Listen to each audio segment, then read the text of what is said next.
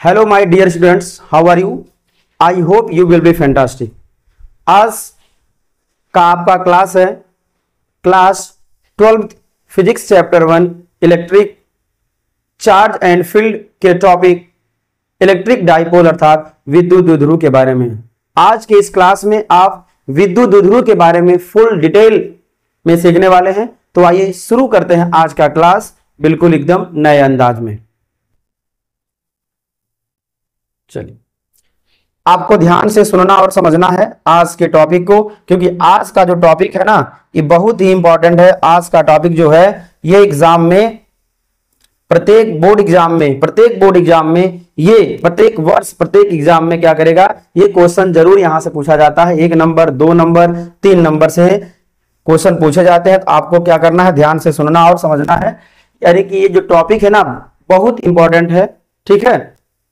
VIQ ये topic है, इसलिए आपको ध्यान से सुनना है, समझना है, नोट करना है और इसको इतना रिवीजन करना है ताकि एकदम जबरदस्त अंदाज में आ जाए, क्योंकि बहुत छोटा ही टॉपिक होने वाला है। तो आइए शुरू करते हैं आज का टॉपिक। तो आपको ध्यान देना है, ये विद्युत द्विध्रुव होता क्या है। ये विद्युत जो द्विध्रुव है ना ये होता क्या है, ये क्या है। तो विद्युत द्विध्रुव क्या है, तो विद्युत द्विध्रुव क्या है, एक निकाय है।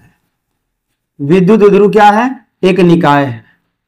क्लियर, ध्यान देना है। निकाय क्या होता है, सिस्टम, बॉडी या कोई पिंड होता है। ध्यान देना है, पिंड कैसा, कोई वस्तु, पिंड कहना नहीं सही है।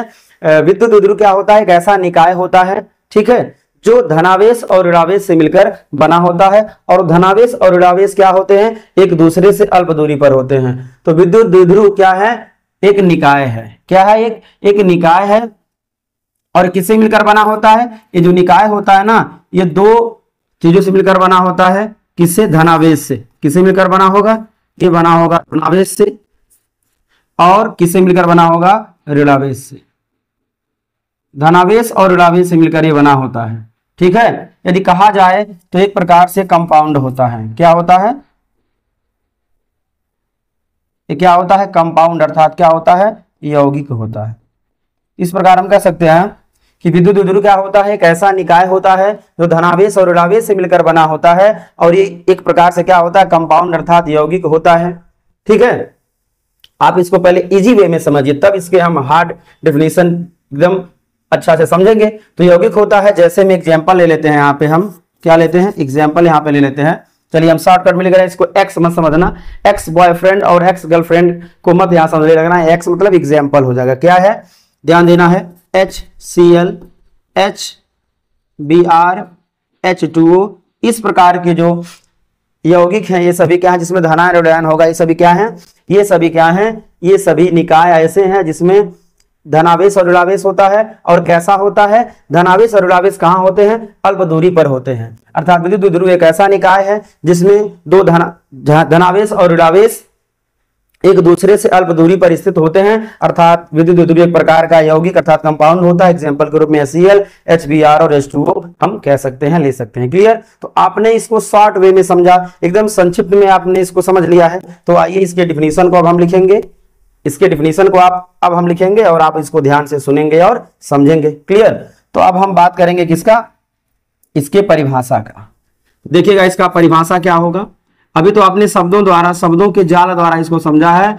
अब शब्दों के एक सिस्टमेटिक कॉम्बिनेशन के रूप में समझिए इसको ध्यान से, क्या होता है। तो ध्यान देना है, विद्युत द्विध्रुव, विद्युत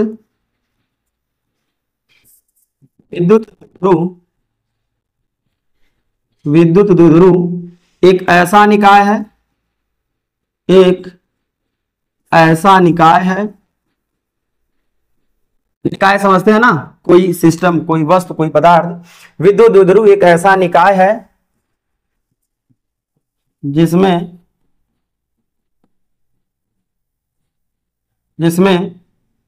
एक धनावेश एवं एक ऋणावेश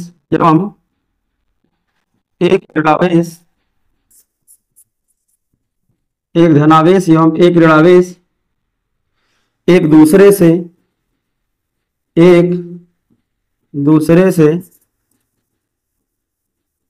अल्प दूरी पर, एक दूसरे से अल्प दूरी पर स्थित होते हैं, एक दूसरे से अल्प दूरी पर स्थित होते हैं। क्लियर?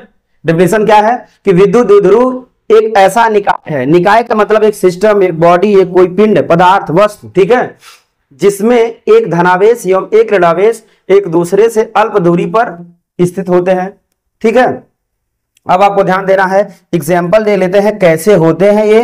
तो आपको ध्यान देना है, यहां पर देखिएगा, यहां पर एक आवेश रहेगा और इनके बीच कुछ दूरी रहेगी, और यहां पर क्या रहेगा, दूसरा आवेश रहेगा। चलिए ध्यान दीजिएगा आप लोग ऐसे, ठीक है, यहां पर क्या रहेंगे, ऐसे ही निकाय को हमने यहां पे बना दिया है।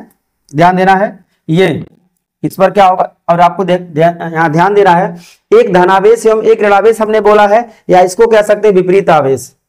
एक धनावेश एवं एक ऋणावेश को क्या बोल सकते हैं, विपरीत आवेश कह सकते हैं। आपको ध्यान देना है, यहां पर ये इसके जगह पे, किसके जगह पे, इसके जगह पे जो इतना बोला गया है, इसके जगह पे आप एक शब्द और डाल सकते हैं शॉर्टकट में, क्या हो जाएगा, जिसमें विपरीत डाल सकते हैं। क्या डाल सकते हैं, विपरीत आवेश। ध्यान देना है, विपरीत आवेश ध्यान देना है।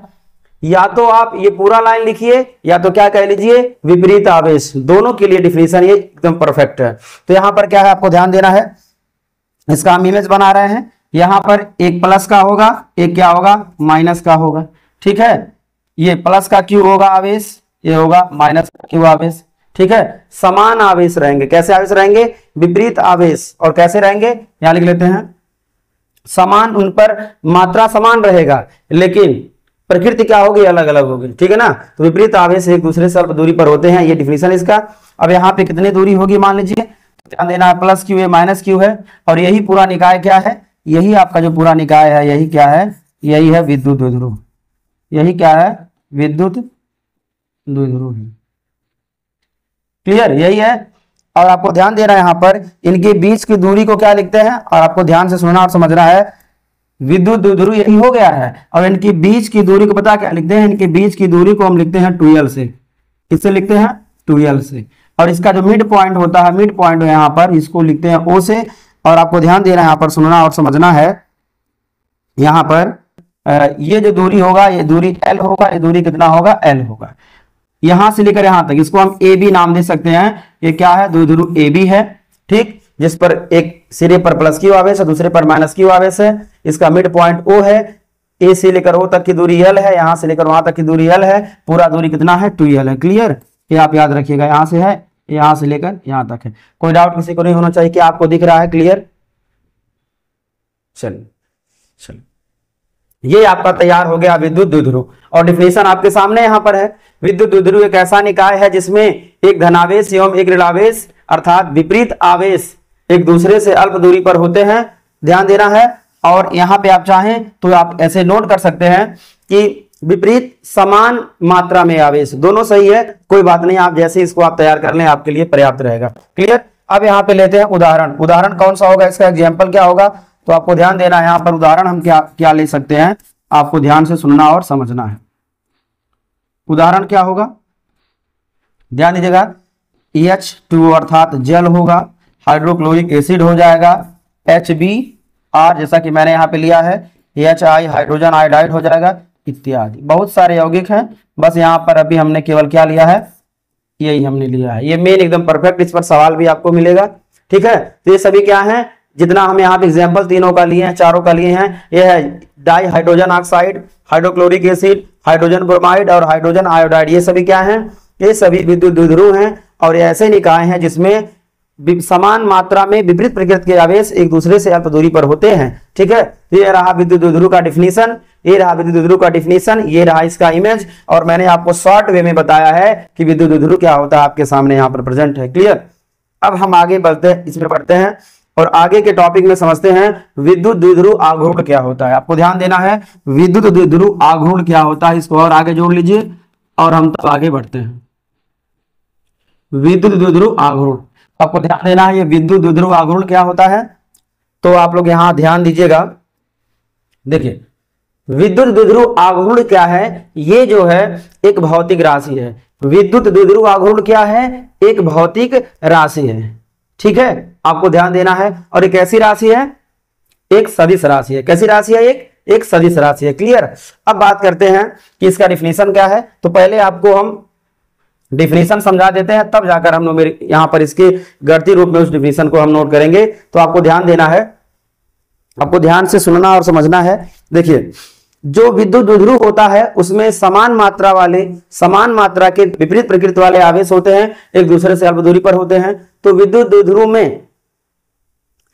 में एक आवेश और उनकी बीच की दूरी के गुणनफल को उस विद्युत द्विध्रुव का द्विध्रुव आघूर्ण कहते हैं। ठीक है, ध्यान देना है। जैसे एक बार हम फिर से इमेज बना देते हैं ताकि आपको बढ़िया से आ सके। एक बार आप ध्यान दीजिएगा, यहां पर जो है, यहां पर यह है एक प्लस आवेश का, इसे कुछ दूरी पर क्या है, माइनस आवेश का एक दूसरा कण है। ठीक, इनके बीच की दूरी कितनी है? इनके बीच की दूरी दिया है 2l। आपको ध्यान देना है, ध्यान से सुनना और समझना है। ये है प्लस क्यू आवेश, यहाँ पे माइनस क्यू आवेश है, यहाँ पे दर्शा दिए हम। और इसका क्या नाम है? AB। द्विध्रुव का नाम क्या है? AB है, और ये आवेश है इस पर। ठीक है, तो आपको ध्यान देना है, यहां पर क्या समझना है।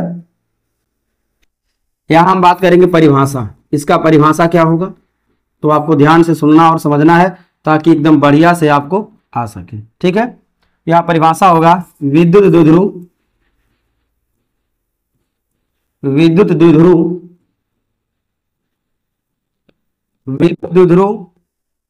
में उपस्थित विद्युत द्विध्रुव में उपस्थित एक आवेश की मात्रा और आवेशों के बीच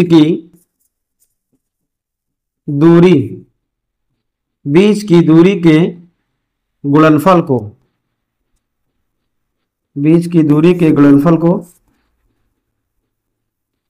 विद्युत द्विध्रुव आघूर्ण कहते हैं। विद्युत द्विध्रुव आघूर्ण कहते हैं।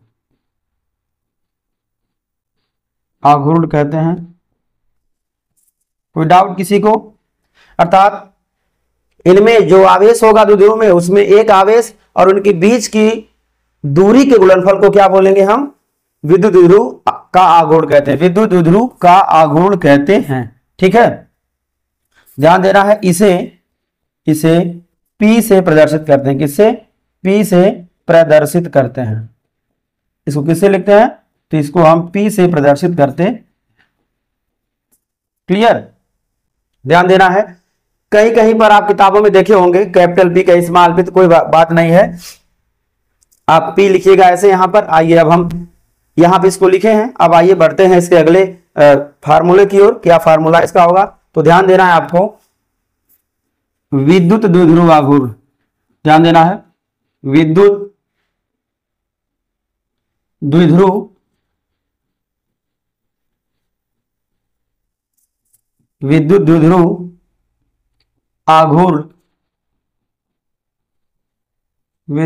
आघूर्ण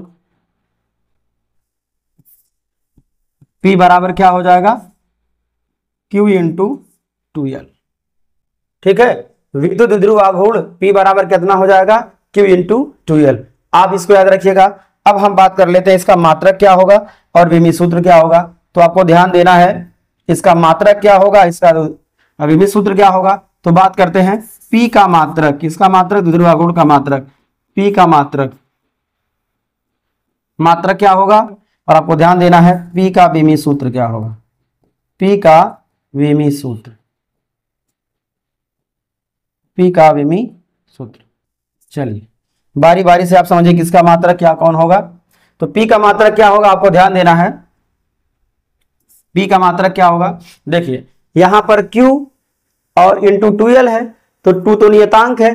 Q का मात्रक क्या होता है? कूलाम होता है। और L अर्थात दूरी का मात्रक क्या होगा? मीटर होता है। तो P का मात्रक क्या होता है? ध्यान देना है, P का मात्रक क्या होगा? तो क्या हो जाएगा? ये हो जाएगा कूलाम मीटर। क्या हो जाएगा? Coulomb metre. ठीक है, कूलाम मीटर हो जाएगा।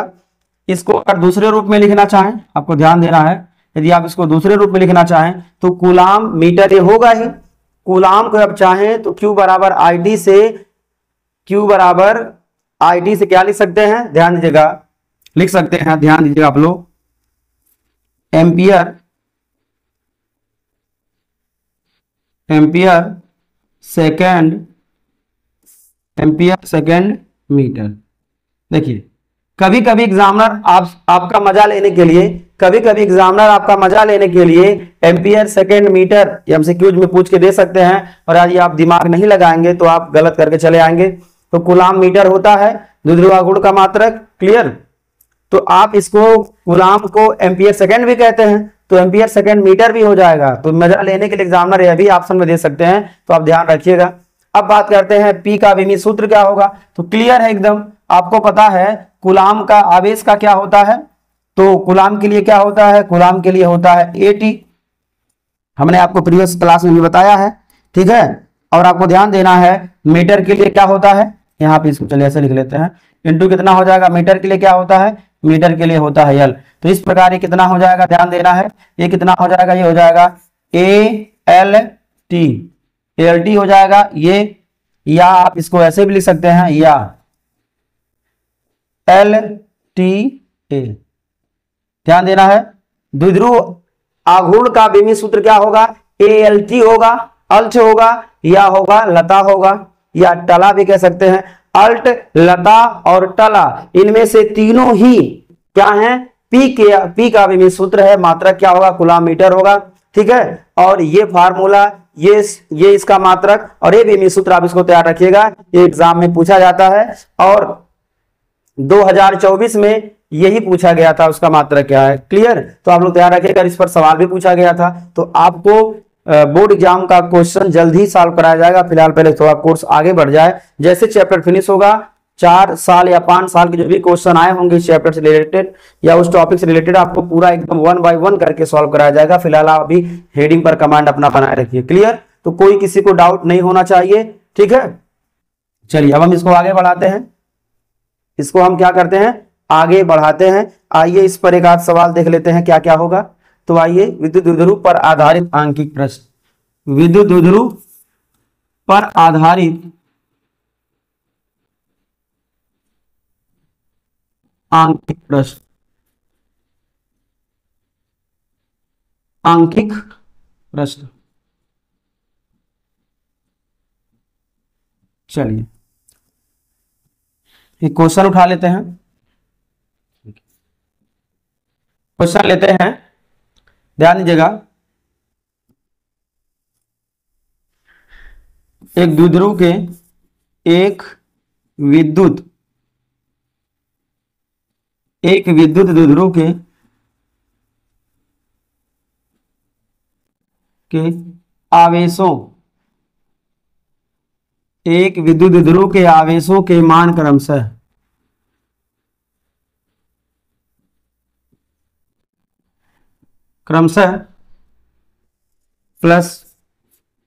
+6 मौसी कामा -6 मौसी है, मौसी समझते हैं माइक्रोकुलाम। एक विद्युत द्विध्रुव के आवेशों के मान क्रमशः 6 माइक्रोकुलाम कामा -6 माइक्रोकुलाम है, और या इसको ऐसे करते हैं, और न करते हैं, क्योंकि और जब स्टार्ट होता है ना तो वहां खड़ी पाई नहीं होता है, कामा होता है, यहाँ थोड़ा बदल लेते हैं। तथा उनके बीच की दूरी, तथा उनके बीच की दूरी, ध्यान देना है, 10 एंगस्ट्रॉम है, 10 एंगस्ट्रॉम है, ठीक। द्विध्रुव आघूर्ण ज्ञात कीजिए, द्विध्रुव आघूर्ण ज्ञात कीजिए, द्विध्रुव आघूर्ण ज्ञात कीजिए या द्विध्रुव का आघूर्ण ज्ञात कीजिए, बात एक है। तो द्विध्रुव आघूर्ण ज्ञात कीजिए। देखिए छोटा टॉपिक था, छोटा सवाल हुआ, बड़ा टॉपिक होगा, बड़ा सवाल होगा। क्लियर? तो प्रश्न क्या है, एक विद्युत द्विध्रुव के आवेशों के मान क्रमशः 6 माइक्रोकुलाम कामा -6 माइक्रोकुलाम है, तथा उनके बीच की दूरी 10 एंगस्ट्रॉम है, विद्युत द्विध्रुव आघूर्ण ज्ञात कीजिए। तो जैसा कि मैंने आपको फार्मूला बताया है, सेम टू सेम उसी फार्मूले का हम यूज करेंगे और क्वेश्चन का हल हो जाएगा आपके सामने। ध्यान दीजिएगा। तो सबसे पहले क्या दिया है, Q बराबर आपके सामने दिया है। देखिए प्लस माइनस दिया है, केवल हम मात्रा लिखते हैं, आवेश नहीं, उसकी प्रकृति नहीं लिखते हैं। कितना दिया है, 6 माइक्रोकूलम दिया है। मजा लेने के लिए फिजिक्स में 6 मौसी कह सकते हैं, ठीक है। और कमेंट बॉक्स में आप लोग कमेंट कर सकते हैं किसकी 6 मौसियां हैं। 6 मौसी होंगे तो 6 मौसा भी होंगे, ठीक है। और आप लोगों का दावत बढ़िया से होता भी होगा, तब जाएंगे जब। तो चलिए आगे चलते हैं।